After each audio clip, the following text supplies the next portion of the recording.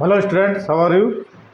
तो वेक्टर का chapter complete होने के बाद आज हमारी कौन सी चैप्टर चालू होगी? मैकेनिकल प्रॉपर्टी ऑफ फ्लूइड्स, है ना। मैकेनिकल प्रॉपर्टी ऑफ फ्लूइड्स, ठीक है। तो इस चैप्टर को आज हम स्टार्ट करेंगे। जैसे कि आप लोग छोटे क्लास से ही पढ़ते आए हैं कि द्रव का भौतिक गुण क्या होता है, पदार्थ की अवस्थाएं कितनी होती है। पदार्थ की कितनी अवस्थाएं होती है? 4 अवस्थाएं होती है ना, ठोस, द्रव और गैस, ठीक है। तो ठोस के बारे में तो हम पढ़ेंगे ही, ठीक है। आज हम गैस के बारे में पढ़ेंगे, लेकिन उससे पहले आज का हमारा टॉपिक जो था है किस पेज पर है? तरलों के यांत्रिक गुण। तरल जो होता है उसको द्रव को हम तरल भी बोलते हैं। तो उनके जो मैकेनिकल प्रॉपर्टीज जो हैं, कौन कौन से मैकेनिकल प्रॉपर्टीज़ हैं, ठीक है, उसको हम पढ़ेंगे। कभी कभी आप लोगों ने अनुभव किया होगा कि स्विमिंग पूल में जब आप नीचे की ओर तैरते हैं, स्विम करते हैं, तो आपको कान में और नाक में ज़्यादा प्रेशर लगता होगा, ठीक है। तो उस क्यों लगता है कि द्रव भी अब किसी भी चीज़ पर दाब लगाती है ना। उसी को हम डिटेल से पढ़ेंगे। तो पदार्थ की समानता 3 अवस्थाएं होती हैं। 3 अवस्थाएं होती है ना। कौन कौन सी अवस्थाएं होती? ठोस, द्रव और गैस। तो उसमें से द्रव है, उसी के बारे में आज हम डिटेल्स पढ़ेंगे। तो welcome to my YouTube channel. My name is Rajkumar Tiwari and you are watching physics for class 11 and chapter and mechanical properties of fluids, तरलों के यांत्रिक गुण। Let's start. चलो स्टार्ट करते हैं। तो हमने जो जनरली सामान्यतः पदार्थ की कितनी अवस्थाएं देखी, जैसे मैंने शुरू में था 3 अवस्थाएं, ठीक है। कितनी अवस्था देखी है? 3 अवस्थाएं। सॉलिड माने कि ठोस, लिक्विड मीन्स द्रव, और तीसरा गैस, ठीक है। Generally the matter exist in 3 status. 3 states होते हैं ना, solid, liquid and gas. Clear हो गया। तो यहाँ पर हमने जो बीच वाला था तरल या द्रव, इसी के बारे में हमने डिटेल पढ़ेंगे, ठीक है। तो व्हाट इज लिक्विड? क्या है लिक्विड? इसका मीनिंग क्या है? इसका शाब्दिक अर्थ क्या होगा? तो तरल का शाब्दिक अर्थ को क्या बोल सकते हैं? प्रवाह, फ्लो। क्या बोल सकते हैं? तरल का शाब्दिक अर्थ प्रवाह होता है। The literally meaning of flood in flow, ठीक है। The literally meaning of flood क्या हो जाएगा? Is flowed. क्लियर।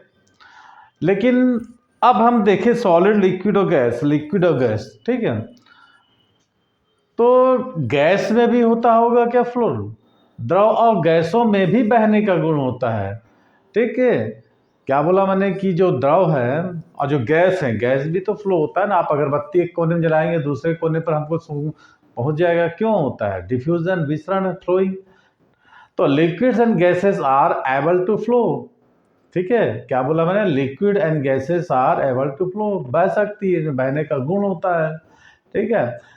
तो द्रवों को हम सम्मिलित रूप से क्या कर सकते हैं? तरल भी बोल सकते हैं। Thus liquid and gases are taken together known as fluid, ठीक है। तो हम गैसों को और द्रवों को कंबाइंड फॉर्म है, लिक्विड, सम्मिलित रूप में क्या बोल सकते हैं? तरल। Thus liquid and gases taken together are called fluids. Clear. तो छोटे क्लास में हमने देखे थे तरल, ठोस, द्रव और तरल के गुण में देखे थे। ठोस का गुण कि ठोस की एक निश्चित आकृति होती है कि नहीं। तरल की कोई निश्चित आकृति नहीं होती है। और ठोस के अणु पास पास होते हैं, तरल के अणु दूर होते हैं, और सबसे ज़्यादा दूर गैस के होते थे ना। अब तरल को हम जिस बाल्टी में, जिस कंटेनर में, जिस मग में, जिस ग्लास में डाल देंगे, उसी का शेप एक्सेप्ट कर लेता है, ठीक है। तो हम क्या कर सकते हैं कि तरल की अपनी कोई निश्चित आकृति नहीं होती है, ठीक। Fluid has no definite shape. Fluid has no definite shape. अब मैंने जैसे कहा कि जैसा भी पात्र लो, छोटा, बड़ा, चौड़ा, सकला, जैसा भी लो, जिस पात्र में डाले हैं उसी की आकृति ग्रहण कर लेता है। जिस पात्र में आप डालेंगे उसी की आकृति कर। They acquire the shape of container in which they are liquid जिसमें आप डालते हैं उसी की एक्सेप्ट कर लेते हैं। गिलास में डाल दी गिलास में, कटोरी में डाल दी कटोरी में, एंड सो ऑन। ठीक है, तो यहाँ तक आप लोगों को क्लियर हुआ। सामान्यतः देखिए, कोई भी चैप्टर स्टार्ट करने से पहले उसकी जो फंडामेंटल बेसिकली चीज़ों को समझाना जरूरी होता है। वीडियो लंबा ना हो करके मैंने शॉर्ट में चाहे, वैसे बहुत सारी चीज़ें हैं। ठीक है, अब यदि एक काम करते हैं, अगर मान लो तरल है, मान लो कोई तरल पदार्थ है, उसका सरफेस होगा कि नहीं, जहाँ तक गहरा है, जब से टॉप पे द्रव के सर मान लो कोई तरल पदार्थ है, उसके पृष्ठ पर स्पर्शरेखी बल लगाया जाए, ऐसे बल लगाया जाए, टेंजेंशियल फोर्स लगाया जाए। ठीक है, यदि तरल पदार्थों के पृष्ठ पर एक स्पर्शरेखी बल जाए तो ये पदार्थ क्या कहेंगे, स्टार्ट टू फ्लो, है ना। It is a tangential force applied on the surface of liquid, they begin to flow. अब एक स्पर्शरेखी बल लगाने से क्या करता है, ये स्टार्ट टू फ्लो, बहना स्टार्ट कर देता है। तो इससे हम क्या प्रूफ होगा कि हम बल लगाए, फ्लो हो गया। तो इनमें क्या होता है, एक दृढ़ता गुणांक नगण्य होता है, माने नेग्लिजिबल नहीं होता है। Their modulus of rigidity in negligible. एक प्रॉपर्टी और अगर देखिए, इसको नोट करते जाए, पॉइंट भी नोटेड बोलते हैं ना, कि हम स्पर्शरेखी बल लगाते हैं तो ये बहने लगता है, तो दृढ़ता गुणांक कहाँ होगा, इसमें नहीं होगा। ठीक है, therefore their modulus of rigidity in negligible. अच्छा, एक चीज़ और है, इसके अपोजिट, इसके विपरीत, ये अपने पृष्ठ के लंबवत लगने वाले बल को सहन कर लेते हैं, कि इसके परपेंडिकुलर जो भी फोर्स लगाया जाएगा सहन कर लेते हैं, जिसके इनके आयतन में परिवर्तन हो जाता है। अगर सहन नहीं करते तब क्या होता, सोच के देखिए। बहुत सारी चीज़ें हैं कि ये अपने पृष्ठ के लंबवत जो बल लगाता है उसको क्या करते हैं, सहन कर लेते हैं, जिससे इनके आयतन में क्या होता है, चेंजेबल हो जाता है। On the other hand they can withstand the force perpendicular to their surface due to which their volume change। Clear, सहन करने से इसके आयतन में पड़ता है। तो अब हम इससे क्या देखते हैं, दृढ़ता गुणांक नगण्य होता है। जब यह आयतन में परिवर्तन होता है, क्योंकि बल को सहन कर लेते हैं, तो हम क्या निष्कर्ष निकालते हैं, क्या कंक्लूजन निकालेंगे कि तरल पदार्थों में आयतन प्रत्यास्थता गुणांक होता है। Hence the fluids have bulk modulus। क्या लिखोगे, Hence the fluid have bulk modulus। इसमें क्या होता है, आयतन। ठीक है, क्लियर हुआ। अब हम यहाँ तक देखें, कुछ चीज़ें द्रव के बारे में जाने, उसके बारे में डिटेल्स हम देंगे, जो जो साइंटिस्टों ने अपना अपना जो नियम दिया था, जो जिनका कॉन्सेप्ट जो था, उसको हम देखेंगे। तो अब डिफरेंट क्या है द्रव और गैस में, क्या होता है मेन डिफरेंस, कि द्रव और गैस में मेन डिफरेंस, हम मुख्य अंतर को यह देखते हैं कि द्रव जो होता है एक स्वतंत्र पृष्ठ होता है, इसको कंप्रेस संपीड़ित नहीं किया जा सकता। क्लियर, कि जो द्रव होता है उसका एक पृष्ठ स्वतंत्र होता है और उसको हम कंप्रेस, उन्हें संपीड़ित नहीं किया जा सकता, जबकि गैसों को संपीड़ित कर सकते हैं। ठीक है, तथा उपलब्ध स्थानों में भर जाते हैं। गैसों भरते हैं ना, एलपीजी जैसे लिक्विड पेट्रोलियम, सीएनजी हो गया, मतलब सो ऑन। कि द्रवों का क्या होता है, एक स्वतंत्र पृष्ठ होता है और उनको संपीड़ित नहीं कर सकते, और गैसों को संपीड़ित करके उन्हें जैसे भी उपलब्ध स्थानों में हम भर लेते हैं। ठीक, क्या मेन डिफरेंस आप लिखोगे, the main difference between the liquid and gases is that the main difference between the liquid and gas, that the liquid sets on free surface। क्या liquids are free surface and they cannot be compressed, नहीं कर सकता। whereas जबकि gases can be compressed and goes occupies, माने जहाँ जगह होता है खजा, occupies the entire available space। जहाँ भी हो जैसी उपलब्धता होती है उसको, गैसों को भर के हम उसका उपयोग कर लेते हैं। ठीक है, अब ये सब हमने देखा, छोटी सी, ज़्यादा डिटेल्स नहीं करेंगे, 10-15 मिनट तो बढ़ेंगे। तो हम क्या इसके निष्कर्ष निकालेंगे, क्या डेफिनेशन लेंगे। तो ब्रांच ऑफ फिजिक्स, भौतिक की उस शाखा को यहाँ तक देखिए। अब हम निष्कर्ष निकालते हैं, डेफिनेशन दे सकते हैं कि भौतिकी की उस शाखा को, शाखा होती है ना, ब्रांचेस होती है, भौतिकी की बहुत सारी शाखा है, उस शाखा को जिसके अंतर्गत स्थिर तरल का अध्ययन करते हैं। द्रव स्थितिकी, वैद्युत स्थितिकी अलग है, द्रव स्थितिकी, स्थिर तरल का हम अध्ययन करते हैं। और इसी तरह भौतिकी की उस शाखा को जिसके अंतर्गत गतिमान तरल का अध्ययन किया जाता है, उसे हम द्रव गतिकी, द्रव स्थितिकी और द्रव गतिकी। जो स्थिर जो द्रव है उसका अध्ययन करेंगे तो द्रव स्थितिकी, और गतिमान तरल का जब हम अध्ययन करेंगे तो उसको द्रव गतिकी कहते हैं। पॉइंट भी नोटेड, इसको नोट कर लीजिए अच्छे से। क्लियर? नोट कर लिए? क्लियर? अब अगला माने द ब्रांच ऑफ फिजिक्स, क्या लिखोगे? The branch of physics which deals with the study of floods at rest is known as,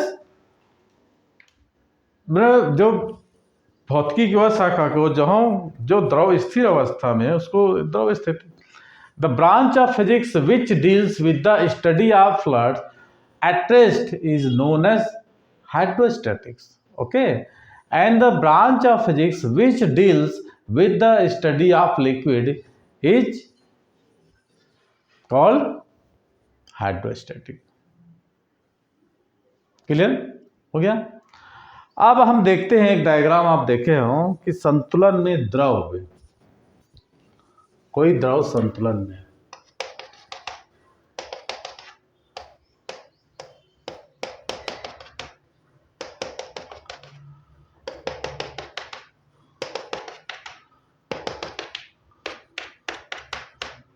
पानी नीला होता है, नीले से करना चाहिए था हमको, पीले से कर दिए। पीला पानी है, समझ लीजिए सब पानी हो रहा है नीला। हेडिंग अगला डाल लीजिए। क्या हेडिंग डालोगे? Flood in equilibrium, flood in equilibrium. ठीक है, फ्लड्स इन इक्विलिब्रियम। अब मान लो टॉपिक देखिए, यदि तरल संतुलन में है, क्या लिखेंगे? 10-12 मिनट की वीडियो में हमने बताया। अब टॉपिक पर आते हैं। यदि तरल संतुलन में है, सदैव पात्र के, कंटेनर के पृष्ठ के लंबवत बल आरोपित करता है। यदि कोई तरल संतुलन की अवस्था में है तो वह हमेशा सदैव उस पात्र के पृष्ठ के लंबवत बल आरोपित करता है। ये बल कैसा हो सकता है? क्या बोला मैंने? यदि कोई तरल संतुलन में है तो वह तरल सदैव हमेशा पात्र के पृष्ठ के लंबवत बल आरोपित करता है। और यह पृष्ठ कौन सा हो सकता है? ऊपर तो खुला है, यह पृष्ठ कौन सकता है? इस पृष्ठ के लंबवत बल आरोपित करता है ना, संतुलन में है जब। तो ये पात्र की तली या दीवार भी हो सकते हैं, ये दीवार या तली, इस पर एक परपेंडिकुलर फोर्स अप्लाइड करता है। ठीक है।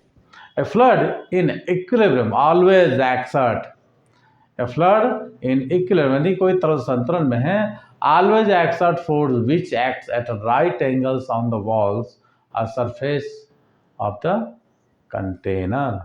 ठीक है, ये क्या हो सकता है? नीचे तल भी हो सकता है या उसके दीवार होता है जिस पर ये क्या करते हैं? बल अर्पित करते हैं। ठीक है। माना कोई पात्र लिए हैं, देख रहे हैं पात्र, इसमें कोई द्रव भरा हुआ है, भर दीजिए द्रव। ठीक, एक पृष्ठ देख रहे हैं आप, ये बना हुआ RS, क्या है? RS एक पृष्ठ है। ये एक कंटेनर जिस द्रव भरा है, RS एक पृष्ठ है। क्या लिखोगे? क्या लिख लिए? माना किसी पात्र में द्रव भरा है, RS एक पृष्ठ है जहां पर द्रव और पात्र एक दूसरे के संपर्क में है, कांटेक्ट है। Clear? Consider a liquid filled in a container, consider liquid filled in a container and RS is surface where a liquid and container are in contact. Liquid और कंटेनर कांटेक्ट में है। RS एक ऐसा पृष्ठ है जहाँ पर द्रव और कंटेनर दोनों एक दूसरे के संपर्क कर रहे हैं। मान ला कि एक पॉइंट ओ लेते हैं, देखो ये देखो, माना कि बिंदु ओ पर एक छोटे से क्षेत्रफल पर द्रव इस डायरेक्शन में पीओ दिशा में, पीओ दिशा में, ठीक है। माना कि एक पॉइंट पी लिए हैं, अभी लिखवा देंगे। माना बिंदु ओ पर एक छोटे से क्षेत्रफल पर द्रव पीओ दिशा में, पीओ दिशा में एक बल F आरोपित करता है। क्लियर? क्या लिखोगे? माना कि द्रव एक छोटे से पीओ दिशा में एक बल क्या कर रहा है? आरोपित कर रहा है, फोर्स अप्लाइड कर रहा है। क्लियर? अरे इसको, ये बल लगा रहा है पीओ दिशा में, तो उतना ही प्रतिक्रिया बल लगा जो हम पढ़े थे ना, क्रिया और प्रतिक्रिया बल। जो पात एक छोटे से बिंदु पर एक बल लगा रहा है पीओ दिशा में, तो क्या करेगा? रिएक्शन फोर्स लगेगा। At point O let the liquid exert force F along the direction PO. अब अकॉर्डिंग टू न्यूटन का गति का तृतीय नियम क्या होता है? प्रतिक्रिया के बराबर एक प्रतिक्रिया होती है ना, every reaction is equal and opposite reaction, ठीक है। अब ये पात्र पीओ दिशा में एक बल F लगा रहा है, आप चित्र में देख सकते हो, एरो का मार्क दिया है पीओ डायरेक्शन में। तो न्यूटन की गति के थर्ड नियम से पात्र भी द्रव पर ओपी दिशा में प्रतिक्रिया बल, ओपी दिशा में प्रतिक्रिया बल R लगा रहा है, ठीक है। तो न्यूटन की गति के तृतीय नियम से, ठीक है, according to Newton's third law of motion the container also exert a reaction force R equal to F along the direction OP, along the direction OP। Clear?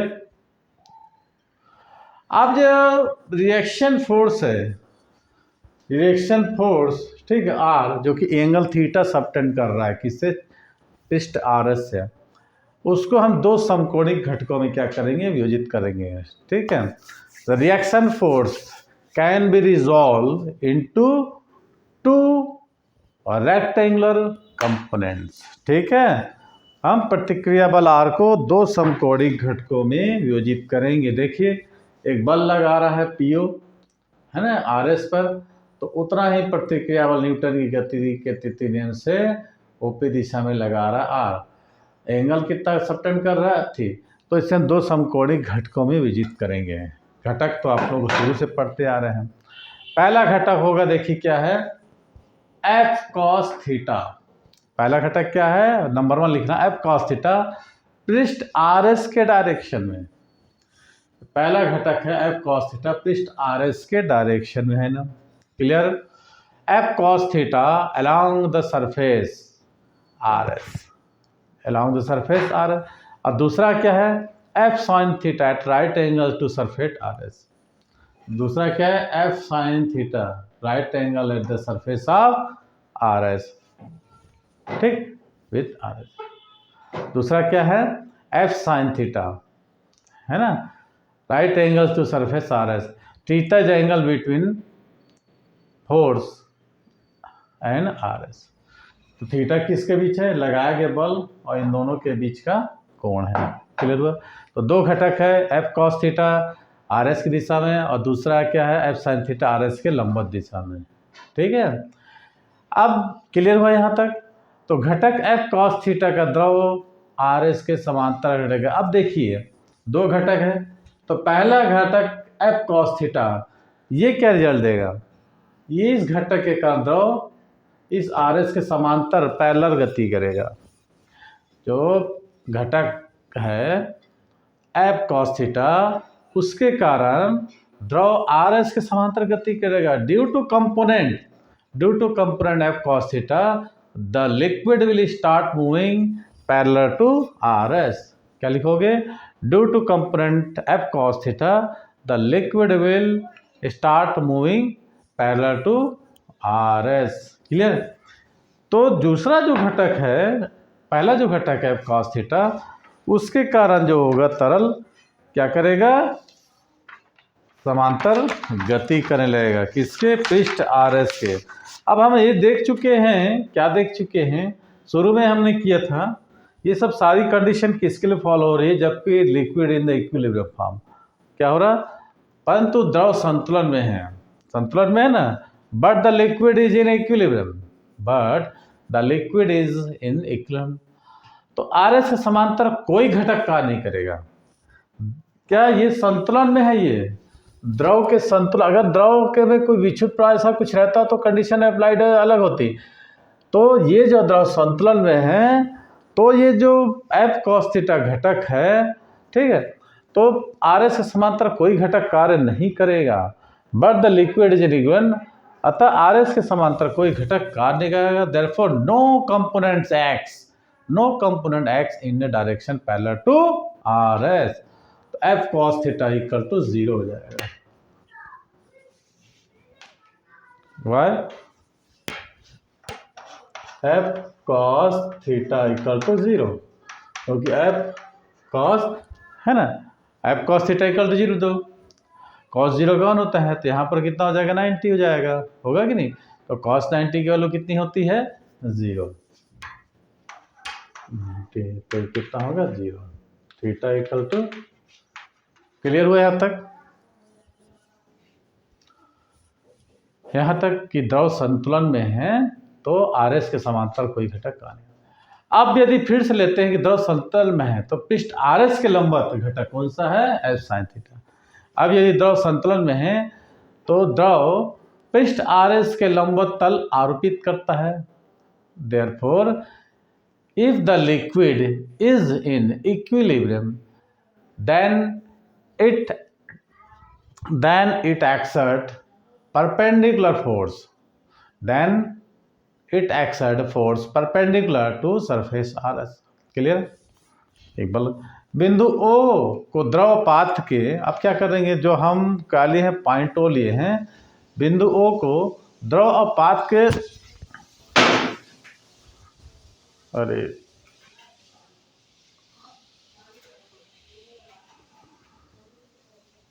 ये कीड़ा जो है ना, क्या लेंगे, बिंदु O को, कौन सा पॉइंट O, बिंदु O को द्रव पात्र के संपर्क पृष्ठ पर कहीं भी ले सकते हैं हम, ऐसा नहीं कि हम वहाँ लेते हैं, इक्विलिब्रियम में है। बिंदु O को द्रव और पात्र के संपर्क पृष्ठ पर, संपर्क पृष्ठ पूरा है यहाँ से यहाँ पर है, तो हम उसको कहीं भी ले सकते हैं, कहीं भी ले सकते हैं ना। बिंदु O को द्रव और पात्र के संपर्क पृष्ठ पर कहीं भी ले सकते हैं, अतः उन संपर्क पृष्ठ के प्रत्येक बिंदु पर लंबवत आरोपित करता है। ठीक, point O can be taken at any surface where liquid and container in contact. Therefore the liquid exerts perpendicular force, therefore liquid exerts perpendicular force at any point of the contact surface। Clear, clear हुआ, कोई doubt.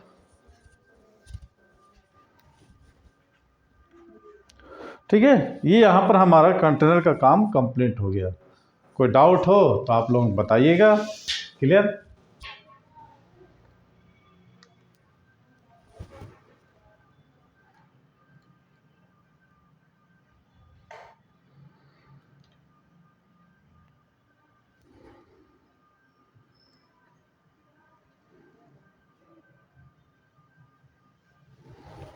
थोड़ा सा हिल जाता है।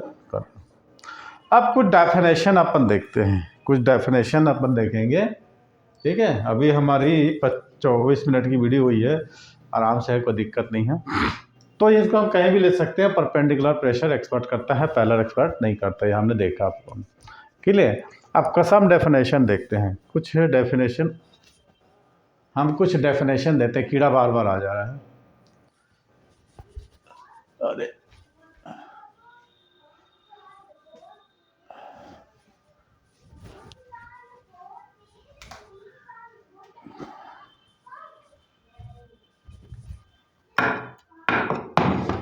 चलिए कोई दिक्कत नहीं।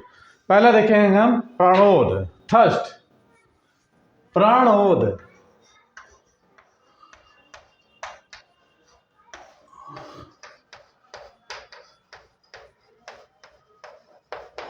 धक्का, प्राणोद, ध्यान से देखिएगा, प्राणोद।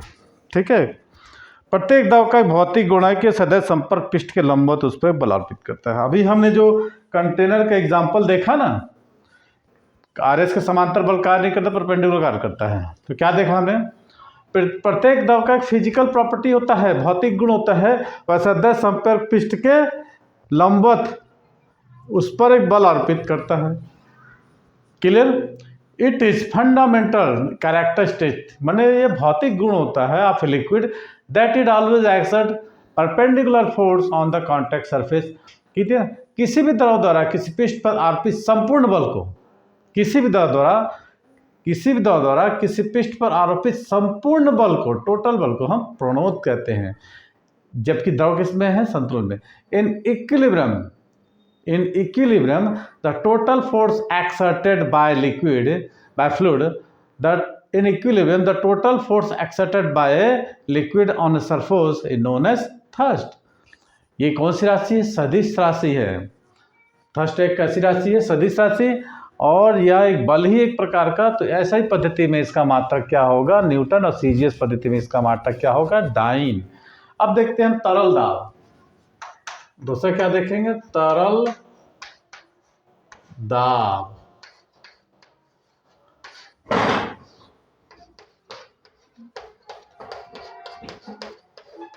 जैसे ब्लड प्रेशर होता है ना, ब्लड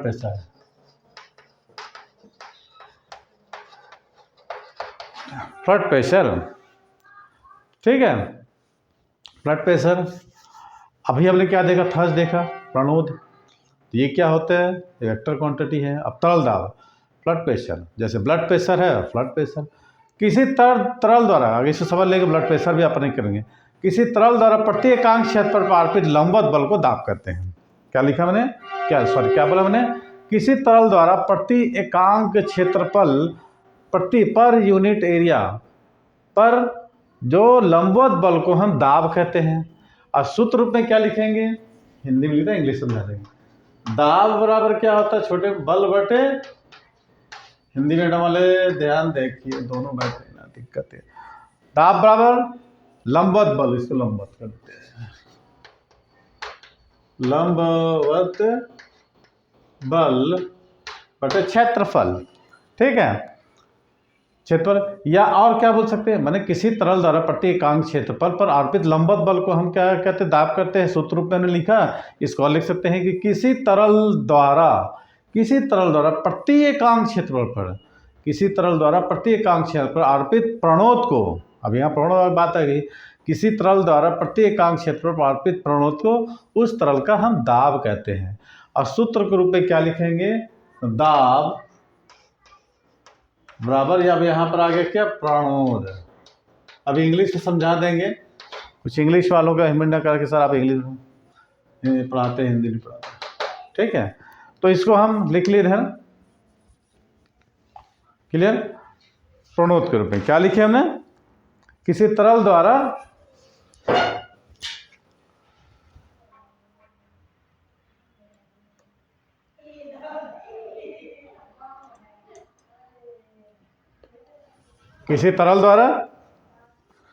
क्या लिखे हो, किसी तरल द्वारा प्रति एकांक क्षेत्रफल पर अर्पित प्रणोद को हम क्या कहते हैं, उस तरल का ताप दे कहते हैं। दाब बराबर प्रणोद बटे क्षेत्रफल। क्लियर। चलिए जल्दी जल्दी करते हैं, थोड़ा सा आज का मैथ्स का समय हो रहा है, बाकी को हम 15-20 मिनट और बना लेते हैं, फिर नेक्स्ट करेंगे। 40 मिनट से ज़्यादा की हम वीडियो बनाते नहीं, नेक्स्ट वीडियो हमारी थोड़ी लंबी हो गई थी, 55 मिनट का, ठीक है। तो किस तरल द्वारा प्रति एकांक क्षेत्र, प्रति तरल द्वारा ए क्षेत्रफल पर, प्रति तरल द्वारा क्षेत्रफल ए पर आरोपित अभिलंबत बल एब हो, किसी तरल द्वारा आरोपित क्षेत्रफल ए पर, ठीक है, लंबवत बल कितना हो, एफ हो। तो इसको हम लिखते हैं P = F बाई ए। पढ़े यहाँ पर 9th में, 8th में भी पढ़े हैं इसको। अब लिखिए, द परपेंडिकुलर फोर्स, ब्रैकेट में लिखिएगा thrust, exerted by liquid in equilibrium. क्या लिखे, the perpendicular force exerted by liquid in equilibrium on unit area of surface in contact is known as fluid pressure. Fluid pressure is also hydrostatic pressure. Blood pressure को हम क्या बोल सकते हैं, hydrostatic pressure. Clear. और मात्रक जो होता है यूनिट क्या हो जाएगा, डाइन पर सेंटीमीटर स्क्वायर और न्यूटन पर सेंटीमीटर। ठीक है, ऐसा ही भी तो जानते हैं आप, फोर्स का न्यूटन अपॉन मीटर स्क्वायर, या इसका सीजीएस में हो गया न्यूटन मीटर स्क्वायर -2। सीजीएस में क्या होगा, डाइन। इसको पास्कल भी बोलते हैं। उसको देखते हैं, पास्कल जो साइंटिस्ट है ना, साइंटिस्ट का हिस्ट्री भी, ऑटोबायोग्राफी भी आप लोगों को ध्यान रखना चाहिए, कौन सा सन आप लोगों को ध्यान रखना चाहिए। बाकी पिक्चर तो मालूम है कौन सा सन में कैसे आई थी, उसको तो याद रखते हैं। तो सब भी जानना चाहिए कि ये सब साइंटिस्टों ने जो जो सोचा था, सोचना ही सबसे बड़ी चीज़ है। देखिए, बादल आता है, पानी गिरता है, ये सबको मालूम है कैसे आता है, क्यों आता है, उसको डिटेल्स करते, यही तो हमारे साइंस है। ठीक है, सुबह होती है ना, सूर्य आती है, ऋतुएं बदलती है, ठंडी में ठंडी, गर्मी में गर्मी, बरसात में सब होता है, लेकिन क्यों होता है, कैसे होता है, जान जाएंगे तब तो आपको पढ़ाइए। यही सब चीज़ हम लोग पढ़ते हैं कि प्रकृति में जो भी घटनाएं हैं नेचर में घटित होती, क्यों होती, किस लिए होती है, हमारे लिए क्या यूज़फुल है, क्या हार्मफुल है। ठीक है, हम उसको कैसे प्रिवेंट कर सकते हैं, यही सब स्टडी होती है। ठीक है, और कुछ नहीं है, बस आप ध्यान देंगे तो सारी चीज़ें क्लियर हो गई। ठीक है, क्लियर हुआ।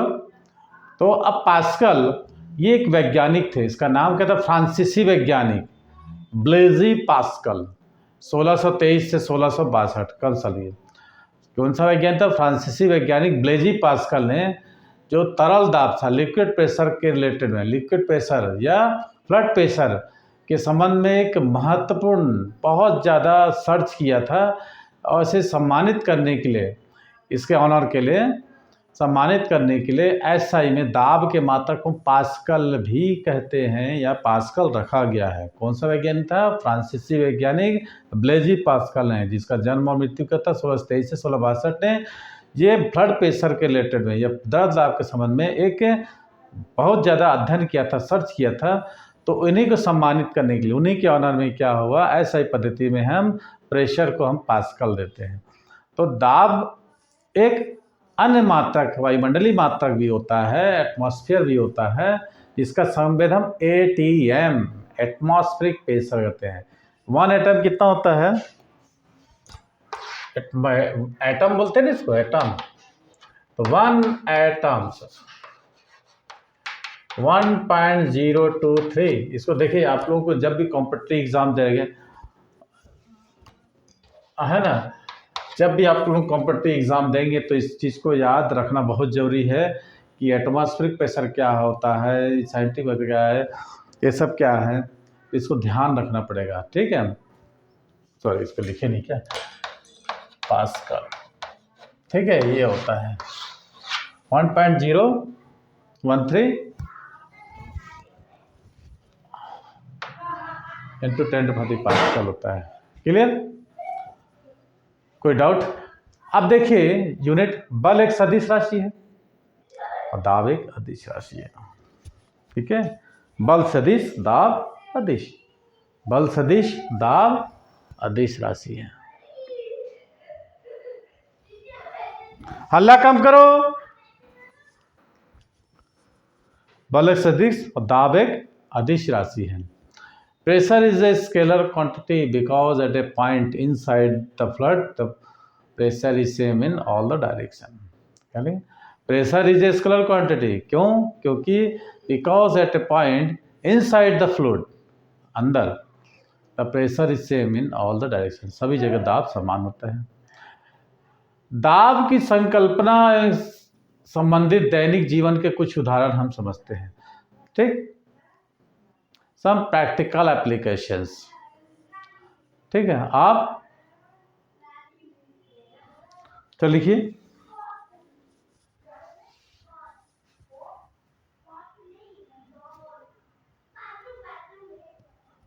दाब की संकल्पना दैनिक जीवन कुछ उदाहरण।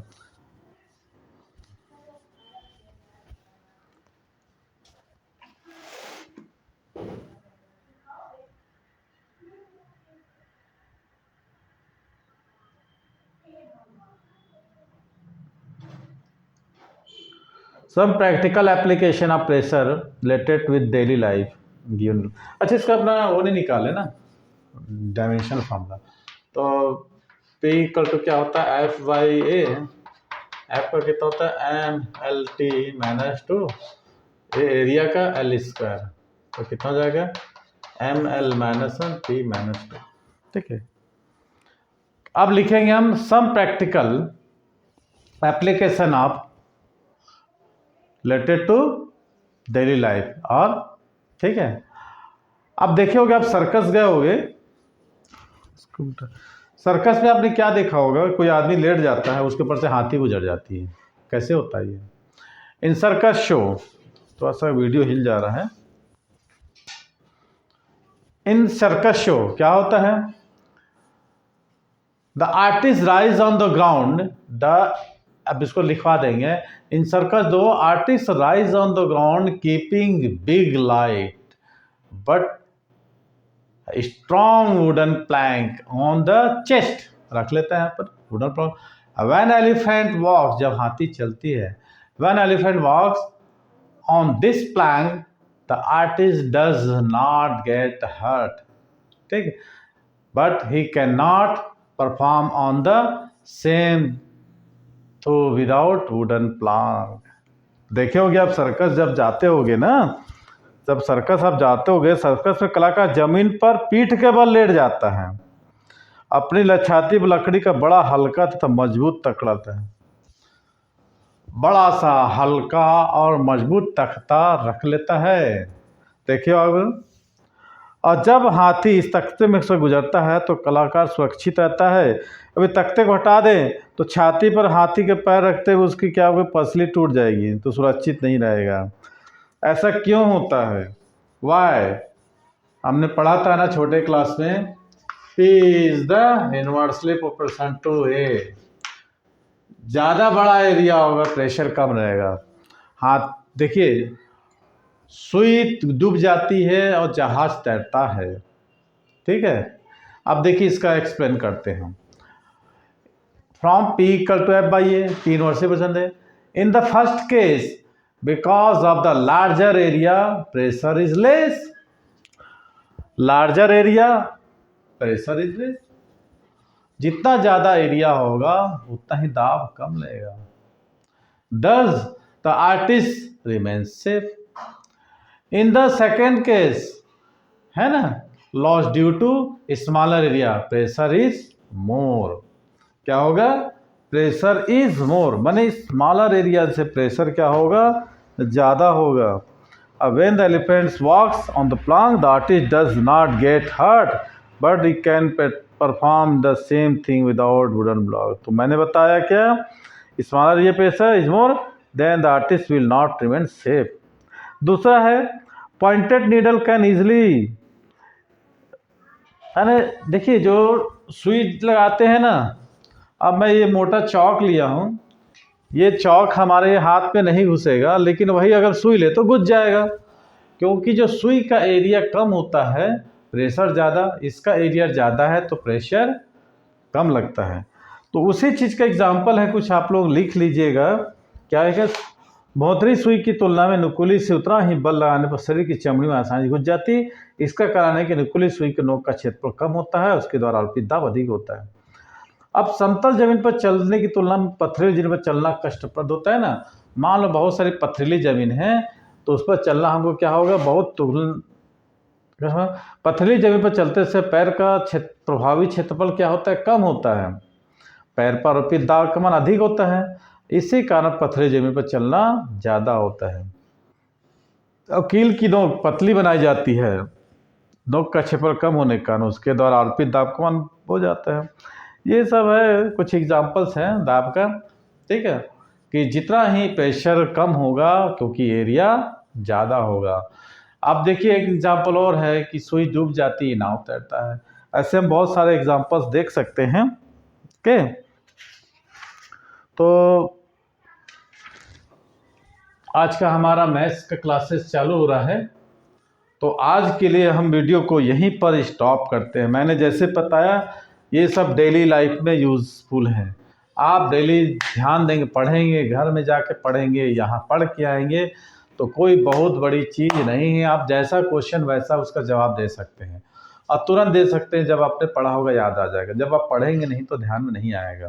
ठीक है, तो बुक को अच्छी तरीके से पढ़िए, वीडियो को भी अच्छे से देखिए, शेयर कीजिए दोस्तों को, और दोस्तों के साथ इसको ग्रुप में डिस्कशन करिए। जो मैंने बताया है उस पर कुछ आपको गलतियाँ कुछ पूछना हो तो आप पूछ सकते हैं। मेरा फ़ोन नंबर है, कमेंट भी कर सकते हैं और उसका मैं आप लोगों को सबका जवाब देता हूँ और जवाब देता ही हूँ और जवाब दूंगा। ठीक है, तो ठीक है, आज के लिए इतना ही। मिलते हैं अब अगली वीडियो में कुछ और नए नए रोचक जानकारियों के साथ। तो आज के लिए हमें विदा करिए। Thanks for watching my video.